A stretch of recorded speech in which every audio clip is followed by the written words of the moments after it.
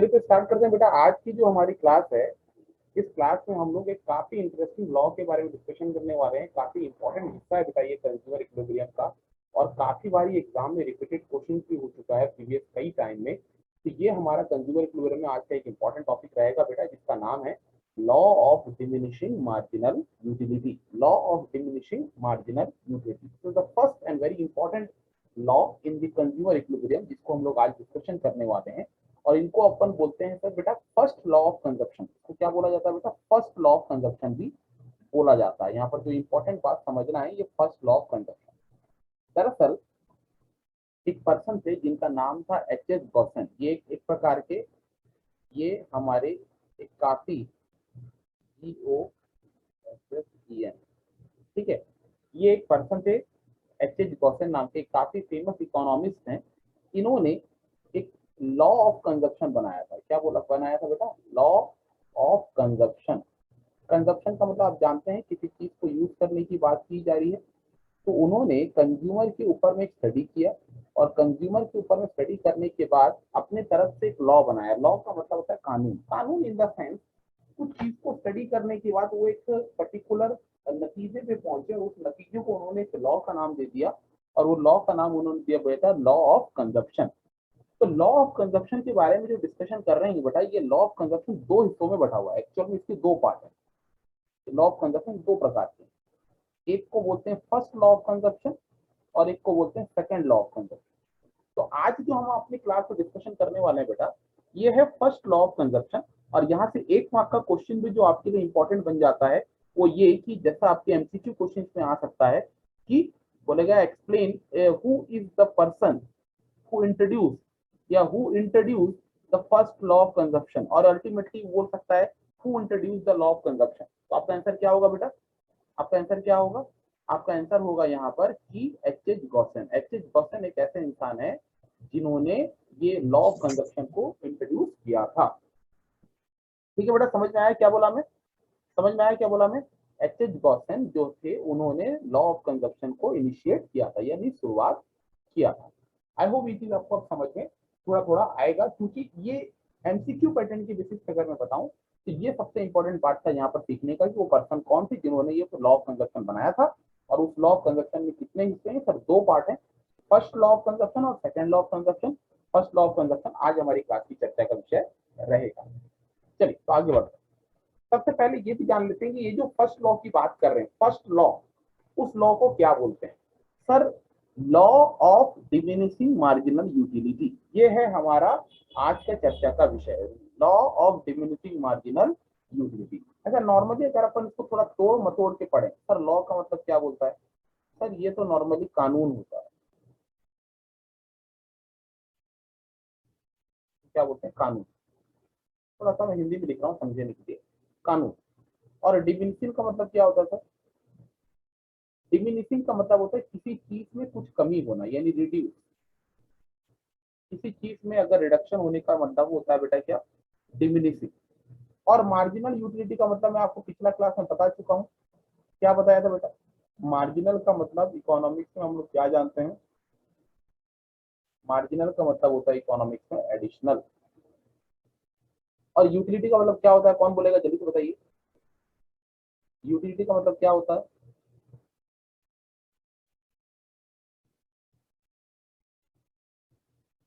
क्या बताया था यूटिलिटी का मतलब? यूटिलिटी का मतलब क्या बताया था बेटा? यूटिलिटी का मतलब बताया था क्या? सेटिस्फेक्शन। तो अल्टीमेटली बात क्या समझ में आया? हम एक ऐसे कानून की बात करने वाले, हम ऐसे लॉ की बात करने वाले जहां पर की मार्जिनल यूटिलिटी यानी एडिशनल सेटिस्फेक्शन जो है वो रिड्यूस करेगा। देखो मैंने यहाँ पर इसको क्या कर दिया, सेग्रीगेट करके समझा दिया। अभी इसका मीनिंग मैं बताऊंगा तो ऑटोमेटिकली आपको समझ में आ जाएगा। इस कानून से आपको क्या समझ में आ रहा है सर? इस कानून में ये समझ में आ रहा है कि ऐसा लॉ के बारे में हम जो चर्चा करने वाले हैं, जिसमें कि मार्जिनल यूटिलिटी, मार्जिनल यूटिलिटी का मतलब होता है एडिशनल यूटिलिटी। एडिशनल यूटिलिटी जो है वो रिड्यूस करेगा। अब सवाल होता है क्यों और कब? मार्जिनल यूटिलिटी क्यों रिड्यूस करेगा और कैसे रिड्यूस करेगा? सबसे इंपॉर्टेंट बात यह है कि इस लॉ में यही चीज की जो खास बात है, और वो खास बात यह है कि जब आप किसी एक चीज को बार बार कंज्यूम करते हो, क्या बोला मैंने? किसी एक चीज को अगर बार बार कंज्यूम किया जाता है, बार बार कंज्यूम का मतलब क्या होता है बेटा, कंटिन्यूअस कंजप्शन, क्या बोला जाता है उसको, कंटिन्यूअस कंजप्शन। तो ये लॉ बोलता है अगर किसी एक चीज को बार बार आप कंज्यूम करते हो ना, तो हर एक एक्स्ट्रा कंजप्शन के साथ उस चीज के प्रति जो आपकी इंटरेस्ट होती है, जिस चीज को आप कंज्यूम कर रहे हो उस चीज के प्रति जो आपकी इंटरेस्ट होती है, वो धीरे धीरे क्या होते जाती है बेटा, वो धीरे धीरे कम होती जाती है, वो धीरे धीरे क्या होती जाती है, कम होती जाती है। क्या बोला मैं, समझ में आया? मैं बोल रहा हूं अगर आप किसी एक चीज को अगर आप बार बार कंज्यूम करते हो, तो उस चीज के प्रति जो इंटरेस्ट होती है, उस चीज के प्रति जो सेटिस्फेक्शन होती है, वो कम होते जाती है। और एक समय ऐसा आता है कि आप के सामने में अगर आपकी चहिता चीज भी रख दिया जाए, तो फिर भी आपका और मन नहीं लगेगा उस चीज को कंज्यूम करने के लिए। इसके पीछे रीजन ये है कि बेटा, जैसा मान लीजिए मुझे गुपचुप बहुत पसंद है, एग्जाम्पल के तौर पर मान लीजिए गुपचुप, नॉर्मली सबको पसंद होता है गुपचुप, ठीक है। आगे, पानी पूरी सर। यस, गुपचुप पानी पूरी, वेरी गुड बेटा, चलो उसको पानी पूरी बोल देता हूँ मैं, उसी जगह पे गोलगप्पे भी बोलते हैं।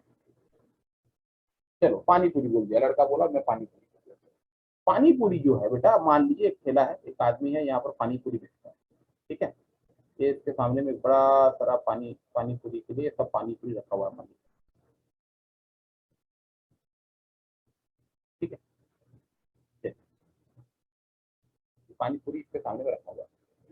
अब दो आदमी लोग उसके पास में खाने आए, मान लीजिए एक कस्टमर आए, दो दो कस्टमर उसके सामने में खाने के लिए आए, ठीक है। दो कस्टमर पहुंचे इसके पास में, चल भैया अपन जाते हैं उसके पास में चलते हैं, गुपचुप खाते हैं। दो कस्टमर उसके पास पहुंचे, ठीक है। अब पहुंचने के बाद क्या हो रहा है, ध्यान से सुनिएगा मेरी बात। दोनों को एक एक को खाने के लिए उसने प्लेट दिया, और दोनों अपना अपना पानी पूरी खाना स्टार्ट कर दिया। अच्छा, दोनों को पानी पूरी बहुत पसंद भी था, तो उन्होंने पानी पूरी खाना चालू किया। पानी पूरी जब खाना चालू किया तो एक खाए, दो खाए, तीन खाए, चार खाए, पांच खाए, छह खाए, सात खाए, ये एक एक पीस है बेटा, एक एक पीस वो कंज्यूम करते जा रहे, एक दो तीन चार पाँच छह सात आठ, dot dot dot dot dot dot. अब अल्टीमेटली 20 पीस हो चुका। तो क्या बेटा, एक इंसान गुपचुप अगर खाते रहेगा या पानी पूरी खाते रहेगा, तो क्या उसका पेट या मन नहीं भरेगा क्या? क्यों, जितना भी खा ले उसका मन और पेट नहीं भरेगा, ऐसा होता है क्या? बेटा जब आपने प्लेट ली और आपको पानी पूरी देना चालू कर दिया, तो पानी पूरी में जो सबसे पहला जो आपने पीस खाया ये वाला, उसके बाद सेकंड, थर्ड, फोर्थ, फिफ्थ, ये आप कंज्यूम करते जाओगे, तो क्या आपका पेट उतना ही खाली रहेगा जितना पहला बार खाने में था, या हर एक चीज के साथ जब जैसे ही वो आपके अंदर जा रहा है आपका भूख थोड़ा थोड़ा कम होते जाएगा? बताइए मुझे, हर एक चीज जो आपके अंदर जा रहा है उसके साथ आपकी भूख और आपकी जो इंटरेस्ट है गुपचुप खाने की, वो धीरे धीरे कम होते जाएगी कि नहीं, मुझे बताइए, हाँ या ना? Yes sir. डेफिनेटली कम होगी बेटा, क्योंकि मैं जब दुकान पहुंचा था बहुत ही एक्साइटमेंट के साथ पहुंचा था कि मुझे पानी पूरी खाना है, और जैसे ही मैंने पहला पानी पूरी अपने मुंह में लिया मुझे बहुत मजा आया, एक सेटिस्फेक्शन मिला। लेकिन दूसरा पानी पूरी खाऊंगा ना, मुझे मजा तो आएगा, लेकिन पहले के मुकाबले उतना मजा नहीं आएगा। क्यों मजा नहीं आएगा भैया? पहला जो जबान में टेस्ट होता है ना, जो अपनी जीभ में जो पहली बार जो टेस्ट होता है ना बेटा, वो बहुत बड़ा चीज होता है। पहला टेस्ट जो होता है वो बहुत इंपॉर्टेंट होता है। उसके बाद वही सेम एग्जैक्टली मजा दूसरे बार में नहीं आता। समझ रहे हो क्या बोला मैं? इसीलिए बोलते हैं फर्स्ट टाइम वाला मजा जो होता है उसको अपन बोलते हैं इनिशियल इनिशियल सेटिस्फेक्शन। और इनिशियल सेटिस्फेक्शन सबसे ज्यादा होता है बेटा, याद रखना। जब भी किसी चीज को पहली बार आप कंज्यूम करते हो, उसमें जो सेटिस्फेक्शन मिलता है वो सेटिस्फेक्शन को बोलते हैं इनिशियल सेटिस्फेक्शन। और इनिशियल सेटिस्फेक्शन सबसे ज्यादा होता है बेटा, सबसे ज्यादा होता है। और जैसे जैसे आप अपने कंजप्शन को करते जाएंगे, एक एक दो दो तीन तीन चार चार करके आप ऐसा आगे बढ़ते जाएंगे, आपकी कंजप्शन धीरे धीरे कंजप्शन के साथ आपकी सेटिस्फेक्शन लेवल धीरे धीरे कम होते अगर पता चला, मान लीजिए 20 गुपचुप खाने के बाद, मान लीजिए 20 गुपचुप आपने खा लिया, उसके बाद पानी पूरी का वाला का ये जो पानी पूरी है वो खत्म नहीं हुआ है। ये पानी पूरी अभी का जैसा क्या वैसे ही है, मतलब उसके पास में और भी बहुत सारी पानी पूरियां हैं। और आपने बोला नहीं भैया बस हो गया और नहीं खा सकता, आपने पानी पूरी वाली दुकान को बोला बस भैया और मैं नहीं खा सकता। ऐसा आपने क्यों बोला? अगर आपने 20 पानी पूरी खा लेने के बाद बोला पानी पूरी वाला भैया को भैया हो गया और मैं नहीं खा पाऊंगा, इसका मतलब क्या? इस लाइन का मतलब क्या समझ रहे हैं आप?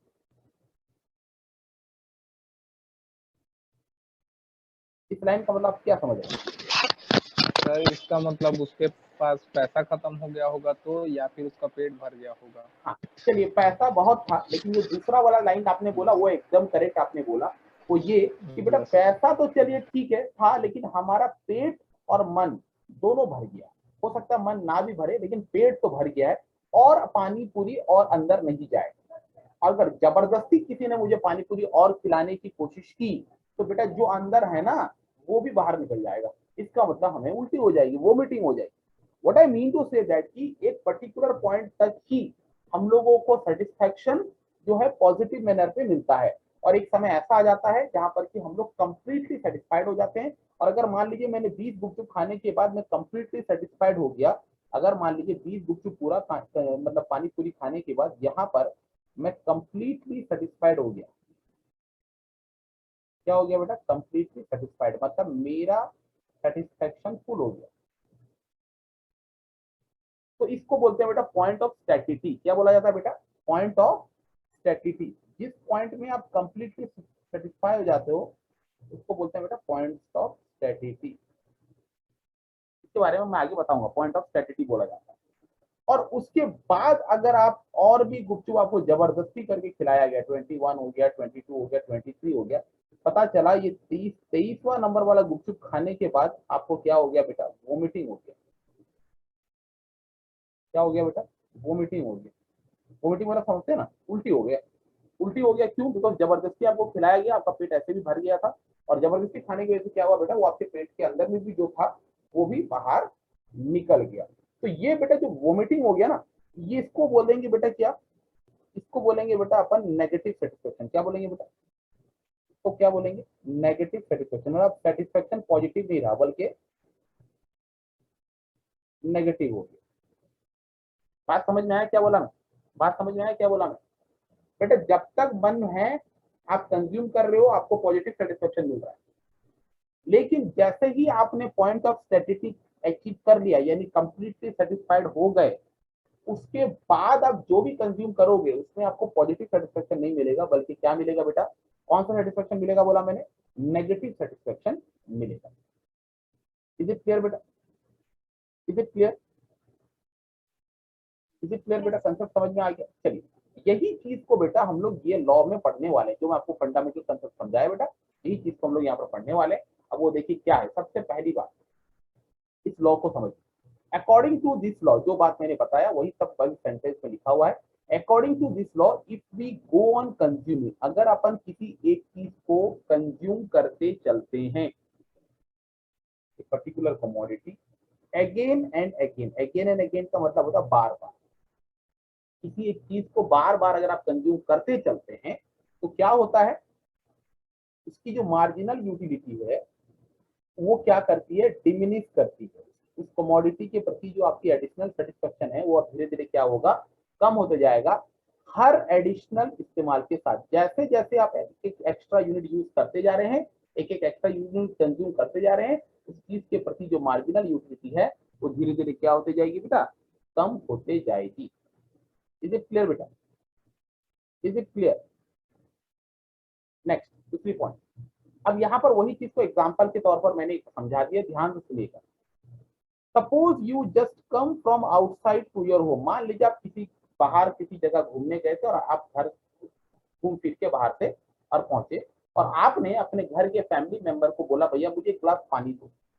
आपको बहुत ज्यादा प्यास लग रहा था और आपने घर वाले को क्या मांगा? पानी मांगा। देखो लिखा, you ask for water to one of your family member. किसी एक घर वाले को आपने बोला कि भैया मुझे पानी थोड़ा पिला दो। अब आपके घर वाले ने क्या किया? पानी लेकर के आए एक ग्लास में। तो लिखा है देखो, someone gave you one glass of water and by drinking it you get greater satisfaction। तो यह पानी, आपको बहुत प्यास लग रहा था, अपने ग्लास का पानी जैसे ही मिला आपने पूरे गट गट गट गट करके पूरा पानी को आपने पी लिया। ठीक है बेटा, प्यास लग रहा था और पानी पियेंगे तो मजा आएगा कि नहीं? मुझे बताइए, कुछ सेटिस्फेक्शन मिला होगा कि नहीं? डेफिनेटली। तो बोलेंगे हाँ सर सेटिस्फेक्शन तो मिला होगा।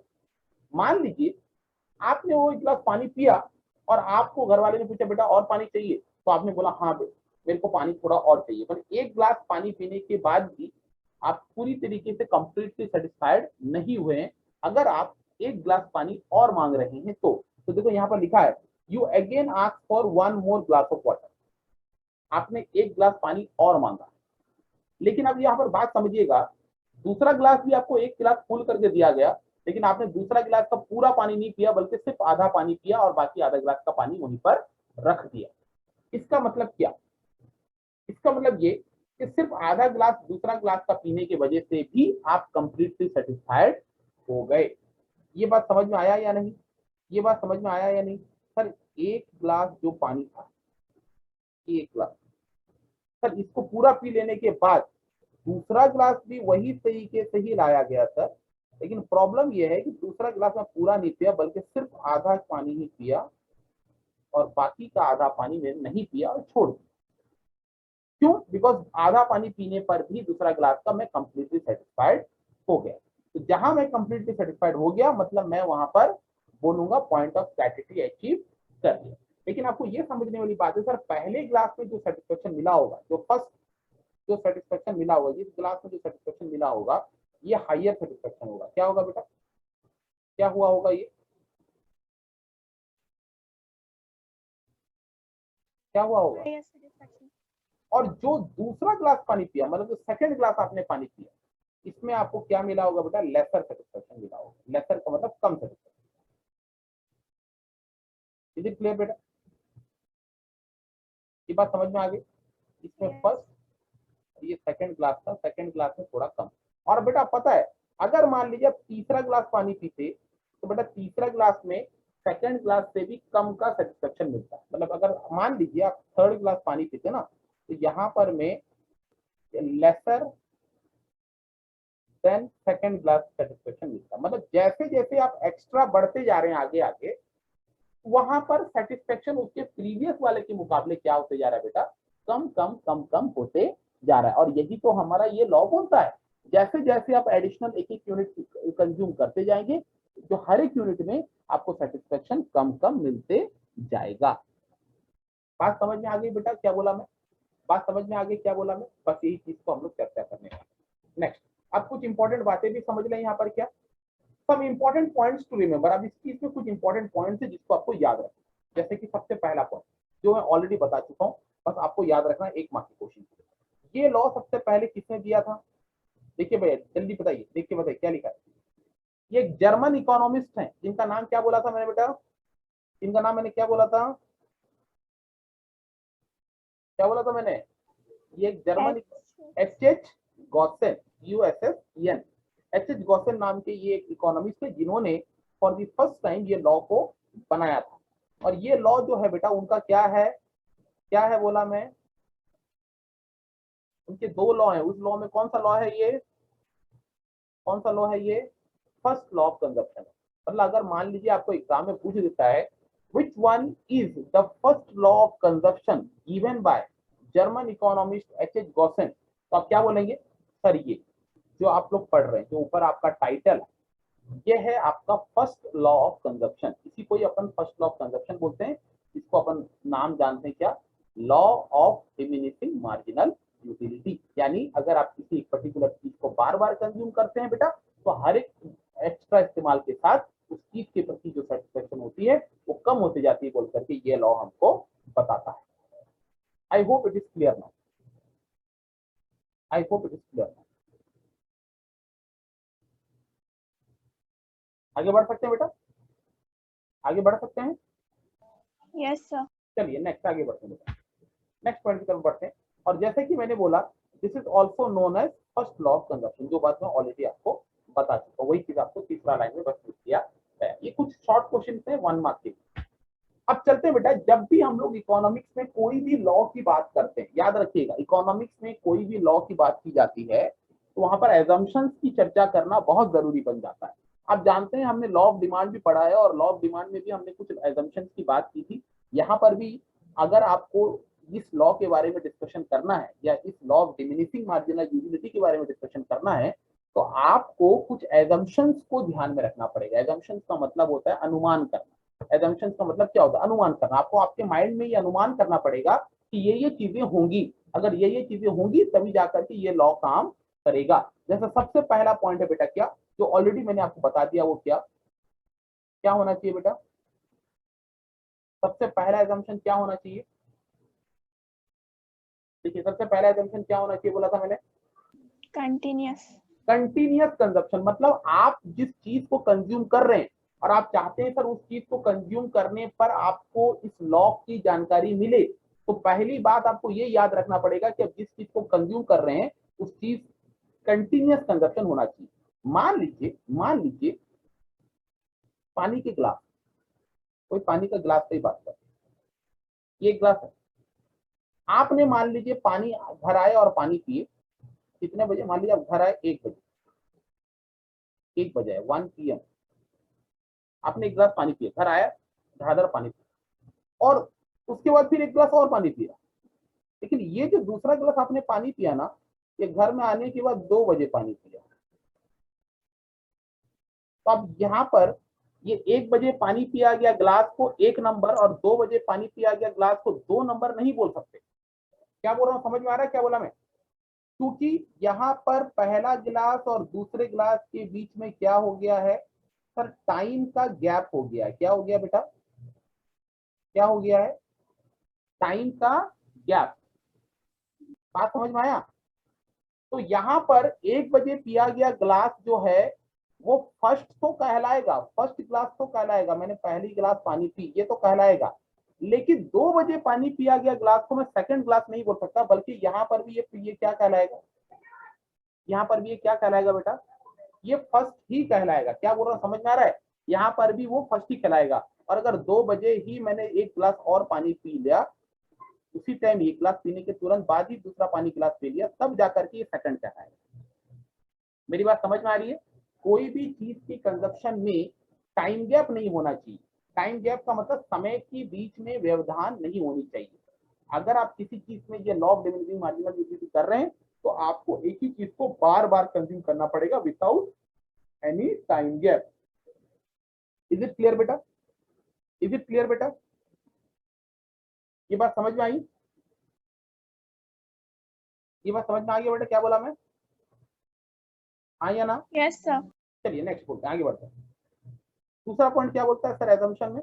दूसरा पॉइंट बोलता है सर आप जिस चीज को कंज्यूम कर रहे हैं उस चीज की एक रीजनेबल क्वांटिटी होनी चाहिए। रीजनेबल क्वांटिटी मतलब मान लीजिए आपको प्यास लग रहा है और आपको क्या चाहिए सर? प्यास लग रहा है और आपको क्या चाहिए सर? आपको पानी चाहिए। मेरी बात ध्यान से सुनना, प्यास लग रहा है आपको और आपको पानी पीना। मेरी बात ध्यान से सुनना, आप प्यास लग रहा है पानी पीना और आपने क्या किया? एक चम्मच ले आया, ये स्पून है मान, एक चम्मच है स्पून, ठीक है? और आप उस चम्मच से पानी पिए जा रहे हैं, 1 चम्मच 2 चम्मच 3 चम्मच 4 चम्मच 5 चम्मच पानी पिए जा रहे हैं और आप मेरे को बोल रहे हैं देखिए सर मैं कंटिन्यूअस कंजप्शन कर रहा हूँ, चम्मच 1 चम्मच के बाद फिर दूसरा चम्मच, दूसरा चम्मच के बाद तीसरा चम्मच।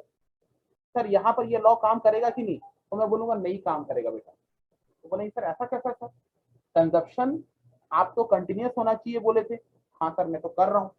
फिर ये कैसे बोल रहे हैं कि सर ये चम्मच में पानी पीने पर ये लॉ काम नहीं करेगा? वो इसलिए काम नहीं करेगा बेटा, 1 चम्मच में जितना पानी आता है वो इतना क्वांटिटी नहीं होता है कि आपकी एक बार की प्यास को बुझा पाए। अगर आप चम्मच चम्मच पानी पीते रहेंगे ना तो आपकी प्यास बुझेगी नहीं, बल्कि उस चम्मच की वजह से आपकी पानी की प्यास और बढ़ जाएगी। आपको मिनिमम एक रीजनेबल क्वांटिटी का पानी एक बार में पीना पड़ेगा। रीजनेबल क्वांटिटी का पानी मतलब आइदर एक कप में पानी पीजिए, आइदर एक कप में एक बार में पानी पीजिए, ये कप में पानी पीजिए, और आइदर एक ग्लास ले लीजिए जिसमें एक बार में आप पानी पी पाएंगे। तब जाकर के बेटा एक बार में पिया गया पानी काउंट होगा, मतलब एक बार का पानी आपको सेटिस्फाई कर पाएगा। अगर आप कप में पानी पिएंगे तो 1 कप पानी अगर पिएंगे तो लगेगा कि आपने कुछ पानी पिया है, तो आपको लगेगा कि हाँ आपने कुछ सेटिस्फाइड हुए। लेकिन अगर एक क्वांटिटी रीजनेबल क्वांटिटी से कम का कोई जगह से आप पानी कंज्यूम कर रहे हैं तो आप जितना भी कंज्यूम करते रहेंगे बेटा आपका सेटिस्फेक्शन लेवल जो है वो कम उतना नहीं हो पाएगा, बिकॉज एक चम्मच में आया गया पानी की क्वांटिटी और सेटिस्फेक्शन इतनी ज्यादा नहीं होती है कि आपको कुछ हद तक वो सेटिस्फाई कर पाए। बात समझ में आया क्या बोला मैं? इसीलिए इकोनॉमिस्ट लोग बोलते हैं जब भी आप किसी चीज में law of diminishing marginal utility की बात करना चाहते हैं तो आपको ये ध्यान रखना पड़ेगा कि आप जिस कमोडिटी को कंज्यूम कर रहे हैं भले वो कंटिन्यूस क्यों ना कंज्यूम होता रहे, आपको याद रखना पड़ेगा कि उसका रीजनेबल क्वांटिटी हर बार में कंज्यूम करना है। Is it clear or not बेटा? Is it clear or not? Yes, sir. चलिए नेक्स्ट तीसरा point, no change in quality. अब ये भी एक इंपॉर्टेंट हिस्सा है, नो चेंज इन क्वालिटी। मान लीजिए आपको मिठाई बहुत पसंद है, ये रसगुल्ले कुछ इस बाउल में रखे गए, मान लीजिए गरम गरम रसगुल्ले रखे गए, मान लीजिए 6 रसगुल्ले रखे गए और आपको मिठाई बहुत पसंद है। लेकिन इस जो रसगुल्ले में क्या हुआ, ये एक दुकान का रसगुल्ला है, मान लीजिए कोई एक शॉप का दुकान है जहां से आपको मिठाई लाते हैं, शॉप ए नंबर वाला शॉप से आपने ये मिठाई लेके आया और आपके पास में दूसरा बाउल भी है, इसमें वही रसगुल्ले हैं और ये आपका लाए हैं आपने शॉप बी से, कोई दूसरा दुकान से लाए, शॉप बी, दूसरा दुकान से, बी मतलब एक दुकान का नाम। अब एक बंदा मान लीजिए उसको रसगुल्ले बहुत पसंद है, वो यहाँ पहुंचा, उसने क्या एक रसगुल्ले यहाँ से उठाया और ये कंज्यूम किया फर्स्ट, ठीक है मेरी बात ध्यान सुना, फर्स्ट रसगुल्ला यहाँ से उठाया और कंज्यूम किया। पर दूसरा रसगुल्ला जो बेटा वो यहाँ से उठाया, कौन सा दूसरे बाउल से उसने क्या उठा दिया बेटा, सेकंड रसगुल्ला उठाया। मेरी बात ध्यान से सुनना, क्या बोला मैंने, दूसरे बाउल से उसने सेकंड रसगुल्ला उठाया। देखने टाइम में वो रसगुल्ला ही खाया है और कंटिन्यूअस कंजप्शन भी हुआ है, रीजनेबल क्वांटिटी का भी कंजप्शन किया है। लेकिन बेटा दो दुकान की जो रसगुल्ले होंगे, क्या दोनों दुकान की क्वालिटी में फर्क नहीं होगा क्या, बताइए तो? दो अलग दुकान के रसगुल्ले में क्वालिटी में फर्क होगा कि नहीं, बताइए तो? होगा कि नहीं, बताइए तो? हाँ या ना? तो बोलेंगे सर क्वालिटी में भी फर्क होगा और सर कुछ हद तक टेस्ट में भी फर्क हो सकता है, क्योंकि हर दुकान का अपना अलग तरीका होता है बनाने का, एक अपना अलग टेस्ट होता है किसी चीज को बनाने का। हालांकि दोनों सेम ही कमोडिटी थी, रसगुल्ला आपने शॉप ए से भी लिया, रसगुल्ला आपने शॉप बी से भी लिया, बट इंपॉर्टेंट ये है कि दो अलग दुकान की हो जाने की वजह से यहाँ पर क्वालिटी डिफरेंस हो गया। तो क्वालिटी अगर डिफरेंस हो गया बेटा, तो यहाँ पर आप ये नहीं बोल सकते, यहाँ पर आप ये नहीं बोल सकते कि बेटा ये कंटिन्यूअस कंजप्शन हो रहा है, क्योंकि कंटिन्यूअस कंजप्शन तभी होता जब कोई एक ही क्वालिटी ऑफ कमोडिटी को बार बार कंज्यूम करते। समझ में आ रहा है क्या बोला मैं? इसीलिए आपको ये एज्यूम करना पड़ेगा जिस चीज को कंज्यूम कर रहे हैं उसमें हर एक कमोडिटी की क्वालिटी, साइज, शेप, लुक या टेस्ट में कोई बदलाव नहीं होनी चाहिए। क्या क्या मैंने बोला? क्वालिटी, इसमें किसमें बदलाव नहीं होना चाहिए बेटा? मैंने बोला पहला तो रीजनेबल क्वांटिटी बोला मैंने, उसके बाद फिर मैंने क्या बोला बेटा, क्वालिटी बोला मैंने, फिर क्या बोला मैंने, टेस्ट बोला मैंने, फिर मैंने क्या बोला, शेप बोला, साइज बोला।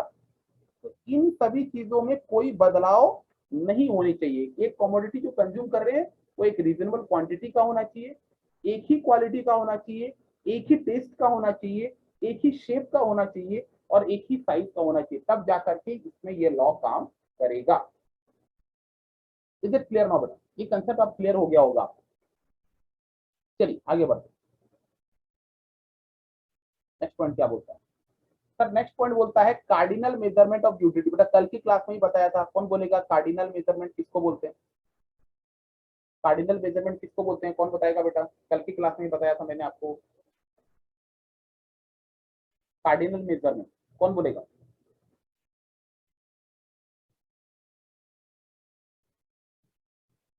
कौन बोलेगा बेटा कार्डिनल मेजरमेंट, कौन बोलेगा?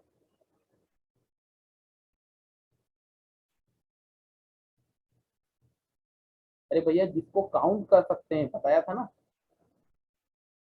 काउंटेबल जिसको बोलते हैं, जिसको अपन काउंट कर सकते हैं नंबर में, उसको कार्डिनल मेजरमेंट बोला जाता है। मतलब यहाँ पर यूटिलिटी को अपन नंबर में एक्सप्रेस करने की बात कर रहे हैं। तो ये जो हम लोग लॉ पढ़ रहे हैं, ये law cardinal measurement of utility से रिलेटेड है, जहाँ पर कंज्यूमर इक्विलिब्रियम का ये अप्रोच है, इसके तहत हम लोग कंज्यूमर इक्विलिब्रियम फाइंड आउट करते हैं और ये काउंटेबल है। इसमें यूटिलिटी को हम लोग क्या करते हैं बेटा, नंबर के फॉर्म में एक्सप्रेस करके स्टडी करते हैं। नेक्स्ट पॉइंट क्या आता है बेटा? नेक्स्ट पॉइंट आता है आपका consumer is assume to be rational. अच्छा रैशनल का मतलब क्या होता है? रैशनल का मतलब होता है एक्टिव, जागरूक, बोलते हैं ना अवेयर, एक्टिव, या अवेयर।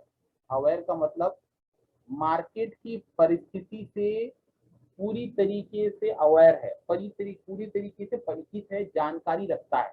हम यहाँ पर एज्यूम करेंगे कि जो भी कंज्यूमर मार्केट में है, जो सामान कंज्यूम कर रहे हैं, उनको अच्छे से पता है कौन सा सामान किस दुकान पे मिलता है, कितना प्राइस में मिलता है, किसका टेस्ट क्या है, किसकी क्वालिटी क्या है, किसमें क्या डिफरेंस है, किसमें क्या सेटिस्फेक्शन है। ये हमको मानना पड़ेगा कि कंज्यूमर जो भी मार्केट है वो ये सब चीजें क्वालिटी अपने अंदर में पॉजिटिव करते हैं। तो ये भी एक एजम्पशन है। नेक्स्ट पॉइंट बेटा, नेक्स्ट पॉइंट बेटा, it is assume that utilities measure in terms of monetary terms. बेटा ये वाला भी बात मैंने ऑलरेडी आपको बताया था, एक एजम्पशन हमने लिया था बेटा, याद कीजिए। 1 रुपी इज इक्वल टू क्या बोला था मैंने,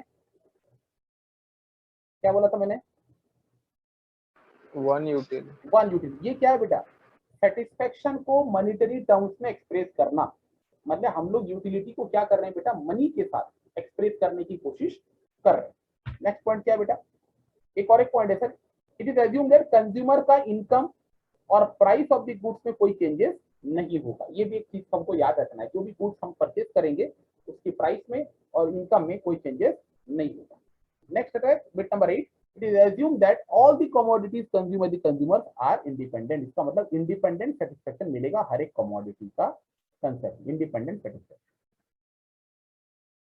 ये हो गया आपका एजम्पशन, इंडिपेंडेंट सेटिस्फेक्शन। तो ये एजम्पशंस जो है बेटा आपके 1 मार्क के क्वेश्चन में जो भी चीजें मैंने देखिए हाईलाइट किया ये इंपॉर्टेंट है। मैंने आप देखिएगा इस दिए गए नोट्स में आप लोगों को दिख रहा होगा कुछ कुछ चीजें मैंने बोल्ड करके हाईलाइट किया। क्यों? बिकॉज यही आपका इंपॉर्टेंट क्वेश्चन है और 1 मार्क्स में इसी से आपका क्वेश्चन बन सकता है। चलिए नेक्स्ट आगे बढ़ते हैं।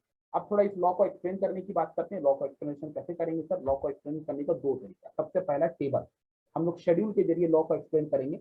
ठीक है, explanation with the help of schedule. Schedule का मतलब होता है टेबल। अगर आप ध्यान से देखेंगे ये वही टेबल है जो हमने प्रीवियस क्लास में डिस्कशन किया था और ये टेबल को आपको याद कर लेना है, ज्यादा बेहतर होगा। क्या याद करना है बेटा? सबसे पहली बात आपको 6 यूनिट कंज्यूम करना है, 6 यूनिट एक कंटिन्यूअसली, 1 2 3 4 5 6 यूनिट आपने कंज्यूम किया और आपकी कुछ ये टोटल सेटिस्फेक्शन आपको यहाँ पर मिला। टोटल सेटिस्फेक्शन का मतलब क्या होता है बेटा? Total utility. ठीक है ना? ये नंबर भी आप याद रख लेंगे तो ज्यादा अच्छा है, बिकॉज एग्जाम में ये नंबर आपको हेल्प करेगा आगे के कंसेप्ट को समझने के लिए। 20 36 46 50 50 44 ये नंबर इमेजिनरी नंबर है बेटा, लेकिन ये नंबर को कुछ ऐसे डिजाइन किया गया ताकि हम लोग ये लॉ को समझ पाए। ठीक है, कैसे होता है मैंने आपको बताया था बेटा, टोटल यूटिलिटी से ही मार्जिनल यूटिलिटी निकालते हैं। कैसे बोला था? जो फर्स्ट टोटल यूटिलिटी होता है पहले कमोडिटी का, उसी को अपन क्या मान लेते हैं बोला था मैंने, उसी को अपन क्या मान लेते हैं बोला था मैंने, क्या बोला था? फर्स्ट जो होता है बेटा वही एक्चुअल में मार्जिनल यूटिलिटी की, टोटल यूटिलिटी और मार्जिनल यूटिलिटी सेम होता है। समझ में आया? फिर सर देखिए नेक्स्ट वाला निकालने के लिए अपन क्या करते हैं, डिफरेंस को निकालते हैं। 36 से 20 कितना हो गया बेटा? 16। फिर उसके बाद 36 से 46 के बीच में कितना डिफरेंस है बेटा? 10। देखो लिख दिया गया है। फिर 46 से 50 के बीच में कितना डिफरेंस है? 4। उसके बाद 50 और 50 के बीच में कितना डिफरेंस है? 0। इसका मतलब यहाँ जहां पर की सेटिस्फेक्शन में मार्जिनल यूटिलिटी 0 हो गया, पॉइंट ऑफ स्टैटिटी की बात आ गई। मैं क्या बोला था इसको? यहाँ पर कंज्यूमर क्या हो गया बेटा? क्या हो गया इसको? क्या बोलेंगे? कंप्लीटली, क्या बोलेंगे बेटा इसको? कंप्लीटली सेटिस्फाइड हो गया। मतलब इस पॉइंट में यानी अगर 5 यूनिट कंज्यूमर कंज्यूम कर लेता है तो इस कमोडिटी में कंज्यूमर कंप्लीटली सेटिस्फाइड हो गया। उसके बाद भी देखो उसको कंजप्शन जबरदस्ती करवाया गया एक और कमोडिटी का, जिसमें इसको सेटिस्फेक्शन देखो क्या मिल रहा है बेटा? कौन सी सेटिस्फेक्शन मिल रही है यहाँ पर? कौन सी सेटिस्फेक्शन मिल रही है? क्या बोला था मैंने? पॉइंट ऑफ स्टैटिटी को पार करने के बाद जो भी सेटिस्फेक्शन होता है वो कौन सा सेटिस्फेक्शन होता है? पॉजिटिव होता है या नेगेटिव होता है? मैंने क्या बोला था अभी ऊपर में जो समझाने के टाइम में क्या बोला था? मैंने बोला था जैसे ही पॉइंट ऑफ स्टैटिटी आप क्रॉस कर लेते हैं बेटा आपकी सेटिस्फेक्शन हो जाती है क्या? Negative satisfaction. समझ में आ गया? अब देखिए इसमें हम लोगों को डायग्राम दिखाना है और अच्छा इसके साथ साथ एक चीजें ये भी समझ लीजिएगा, व्हेन MU बिकम्स 0, 1 मार्क का क्वेश्चन के लिए बहुत इंपॉर्टेंट है, it means consumer is now completely satisfied. जो चीज मैंने ऊपर लिखा वही चीज यहाँ पर मैंने बता दी, consumer is now completely satisfied. Next point क्या होता है? Explanation with the help of diagram. अब इस चीज को हम लोग डायग्राम के फॉर्म में भी एक्सप्लेन करेंगे, टेबल जो हमने बनाया उसको डायग्राम के फॉर्म में भी एक्सप्लेन करेंगे। सबसे पहला डायग्राम देखिए, आप वही डायग्राम है जो हमने प्रीवियस क्लास में डिस्कशन किया था, लेकिन यहाँ पर ये डायग्राम में आपको बनाना क्या मैं बता रहा हूँ, पहले यहाँ समझा देता हूँ। मान लीजिए एक्स एक्सिस और वाई एक्सिस का डायग्राम है, आपको सिर्फ मार्जिनल यूटिलिटी दिखाना है। यहाँ पर मार्जिनल यूटिलिटी को शो करना है वाई एक्सिस में, और एक्स में आपका होगा क्या, unit of commodity, unit of commodity. ठीक है, देखिए आपकी मार्जिनल यूटिलिटी कितना में स्टार्ट हुआ है, देखिए सर मार्जिनल यूटिलिटी हमारा स्टार्ट हुआ है, टेबल के हिसाब से देखेंगे तो कितना से स्टार्ट हो रहा है सर, 20 से स्टार्ट हो रहा है, और धीरे धीरे देखिए सर ये रिड्यूस होते जा रहा है, कम होते जा रहा है, एक पॉइंट में जीरो भी हो गया है, फिर उसका माइनस भी हो गया है ना। तो इसको जब अपन डायग्राम में दिखाएंगे तो कैसे दिखाएंगे सर, मान लीजिए ये आपका टोटल मार्जिनल यूटिलिटी 20 है, मान लीजिए यहाँ पर आपका मार्जिनल यूटिलिटी 20 है, यहाँ से आपका पहला पॉइंट ऑफ जो डायग्राम स्टार्ट हुआ वो नीचे नीचे नीचे नीचे करके ऐसे गया, क्योंकि मार्जिनल यूटिलिटी रिड्यूस हो रहा है। उसके बाद एक पॉइंट आया जहां पर वो एक्स एक्सिस पे टच कर दिया, ये वाला पॉइंट है जहां पर ये एक्स एक्सिस को क्या करिए, टच कर दिया। जिस पॉइंट में ये एक्स एक्सिस को टच किया बेटा, ये वो पॉइंट है जिसको अपन बोलेंगे मार्जिनल यूटिलिटी बिकम्स जीरो। और बेटा अभी मैंने आपको बताया जब मार्जिनल यूटिलिटी जीरो होता है उसको क्या बोलते हैं बेटा, कौन सा पॉइंट बोलते हैं, बोलिए कौन सा पॉइंट बोलते हैं, point of satiety, point of satiety. And इसके नीचे में जो भी सेटिस्फेक्शन आ रहा होगा, ये जो नीचे एरिया जो मैं ये जो एरिया में आपको सर्कल मार रहा हूँ जो लकीर खींचा गया है, ये बेटा नेगेटिव सेटिस्फेक्शन की बात है। इसके नीचे जो भी सेटिस्फेक्शन आएगा जीरो से नीचे में, सब नेगेटिव सेटिस्फेक्शन की बात करेगा। तो आपको डायग्राम इसी प्रकार से बनानी होगी, जो कि आपको मैं बना बनाया डायग्राम दिखा देता हूँ, कैसे दिखेगा वो कुछ इस प्रकार से दिखेगा। क्लियर है बेटा, देखो लिखा है साइड में कि MU कर्व स्लोप डाउनवर्ड, ये ऊपर से नीचे जा रहा है। ये डायग्राम क्या है बेटा, MU कर्व जो है वो स्लोप डाउनवर्ड होगा। ठीक है, ठीक है बेटा। आपको भले ये आइसक्रीम वाला एग्जांपल है, एक आइसक्रीम को अगर मान लीजिए कंज्यूम कर रहे हैं तो कैसे ये सेटिस्फेक्शन कम होगा, ये बोल रहा है। 6 आइसक्रीम की बात की गई थी, 5 आइसक्रीम कंज्यूम करने के बाद आप कंप्लीटली सेटिस्फाइड हो गए, जिसको बोलते हैं बेटा क्या, पॉइंट ऑफ सेटिस्फेक्शन। जिस पॉइंट में आप कंज्यूम करके सेटिस्फाइड हो जाते हैं उस पॉइंट को अपन क्या बोलते हैं, पॉइंट ऑफ सेटिस्फेक्शन बोलते हैं। इज इट क्लियर नाउ बेटा।